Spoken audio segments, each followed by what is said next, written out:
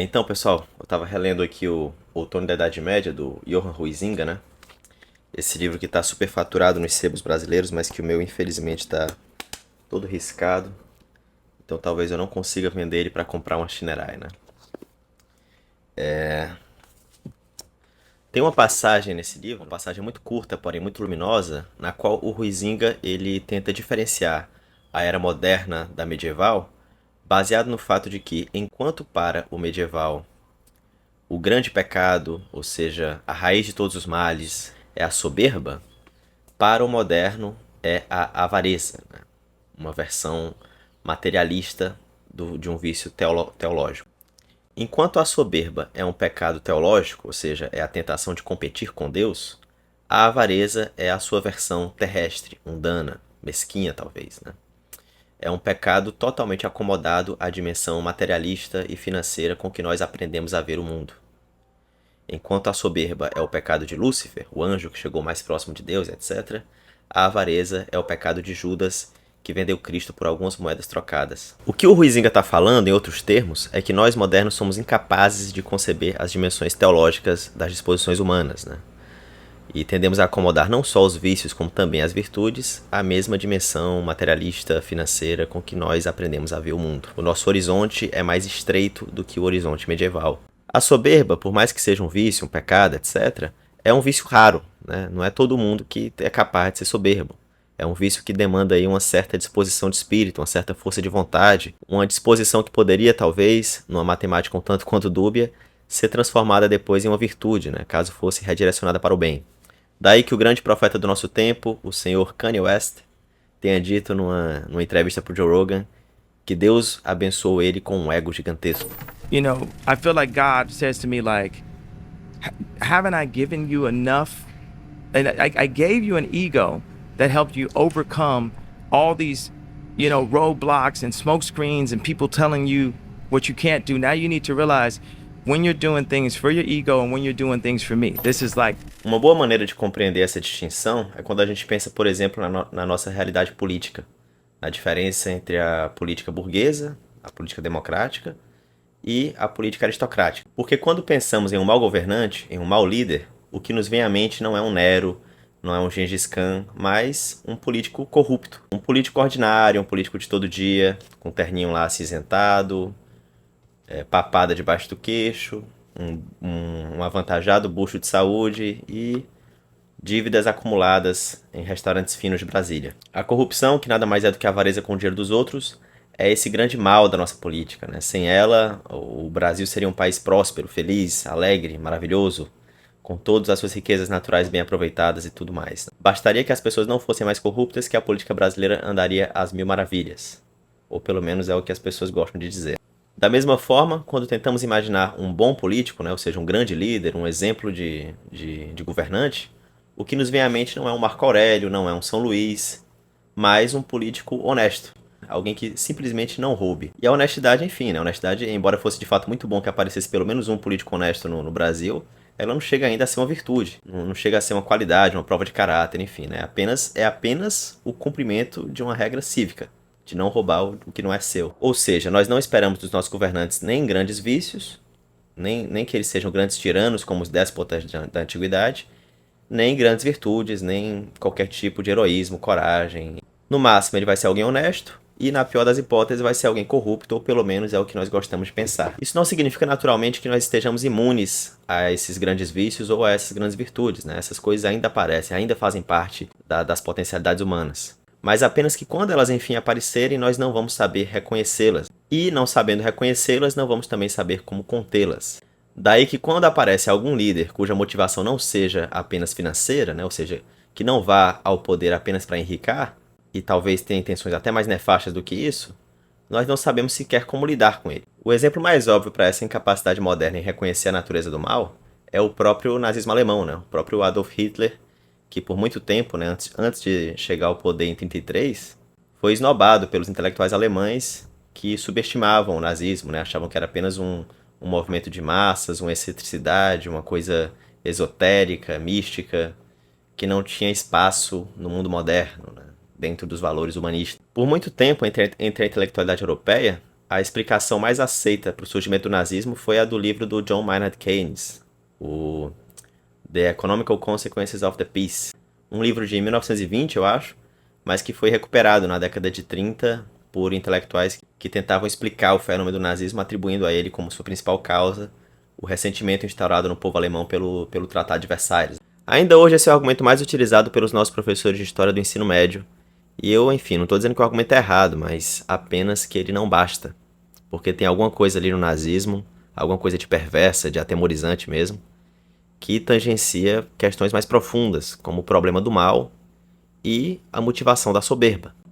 O problema é que quando nós tiramos a soberba da equação, como nós não a contemplamos mais entre o horizonte de motivações humanas, nós ficamos sem explicação para uma personagem como Hitler, né? Para um personagem que realmente parece um vilão de quadrinho, um vilão de filme de herói, né? Um vilão cuja motivação é ipsis literis dominar o mundo, né? Refundar a ordem cósmica, o que quer que seja. É um personagem que foge da narrativa comum da nossa experiência política, né? Hitler não fez o que fez para ganhar dinheiro, não fez o que fez por prestígio, e seus motivos ficam assim como que ocultos pra gente, como que incompreensíveis. Daí que existe toda sorte de teoria maluca sobre ele, né? Teorias que tentam encontrar a motivação do personagem em algum tipo de trauma psicológico, na infância, num recalque ou numa bizarrice sexual reprimida, né? Teorias que podem até estar certas, fatos biográficos que podem até ser verificáveis, eu não conheço muito bem a história, mas que não me parecem responder o problema e também não servem para nos precaver de futuras reincidências. No fim das contas, com Hitler, tudo que eu posso dizer é o mesmo que disse o Norm Macdonald, de que quanto mais eu ouço falar do sujeito, menos eu vou com a cara dele. You know, with Hitler, the more I learn about that guy, the more I don't care for him.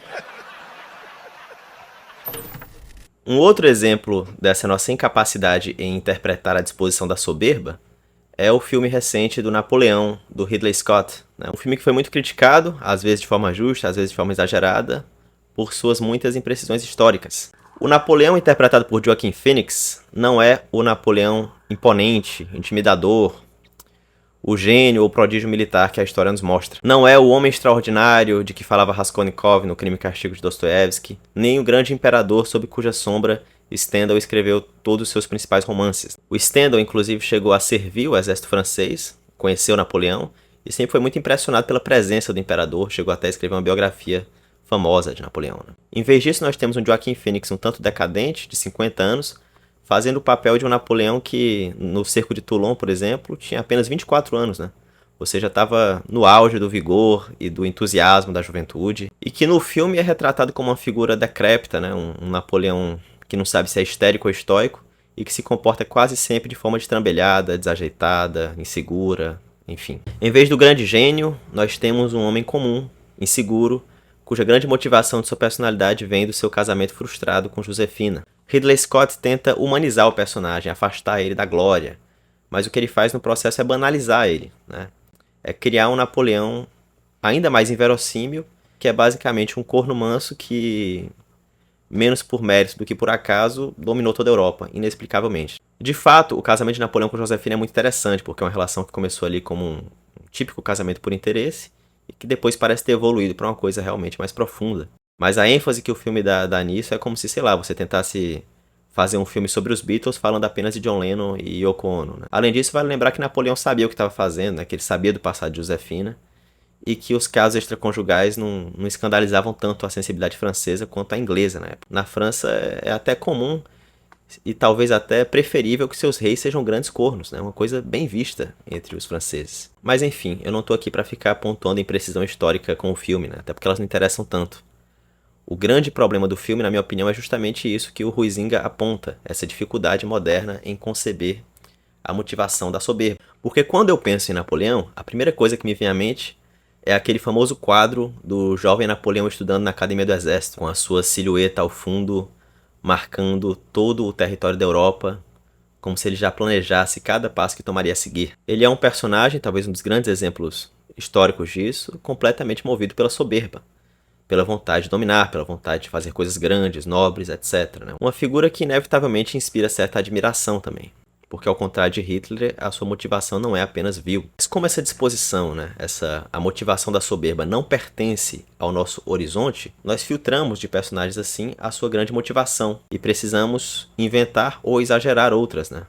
Que é o que o Ridley Scott faz, dando tanta importância assim à frustração matrimonial do Napoleão, né? Uma motivação que é de fato interessante, que de fato existiu, mas que de novo não basta, né? Tem mais coisas em Napoleão e essas coisas ficam completamente perdidas no filme. O verdadeiro realismo compreende o homem de forma íntegra, né? Como corpo e espírito, com suas motivações físicas, mas também com suas motivações espirituais, sejam elas boas ou más. Esse tipo de abordagem na qual você reduz ou banaliza uma grande figura histórica, né, não admitindo qualquer possibilidade de glória, não é uma interpretação mais realista ou mais profunda da realidade humana, mas uma redução dela. Uma redução do homem à nossa própria pequenez, né, à nossa própria imagem e semelhança, e não à imagem e semelhança de Deus. Nós precisamos que essas pessoas se acomodem ao nosso próprio reflexo, porque no fundo somos narcisistas. Nós não podemos admitir nem a glória, nem a vileza absoluta. Por isso que o Napoleão que nós somos capazes de imaginar é esse, né? É um Napoleão completamente banalizado, vulgar, inseguro, frágil, do qual nós podemos até sentir pena, mas nunca admirar ou temer. A única maneira de deixarmos de ser narcisistas é justamente ouvindo notícias de outras eras, conhecendo a história antiga, a história humana, e sabendo o quão alto e o quão baixo o homem já chegou. É preciso pensar continuamente nos homens de verdadeira grandeza, como diz o famoso verso de Stephen Spender. Mas isso requer humildade. Requer admitir a história nos seus próprios termos e não lhe impor os nossos, reduzindo-a a uma linguagem que nos seja mais familiar, mais conveniente. Então era isso, pessoal. A ideia do vídeo originalmente era falar apenas do filme do Napoleão, mas acabou virando um comentário mais vasto, mudando um pouco de assunto. Mas a ideia do canal é essa mesmo, é digredir.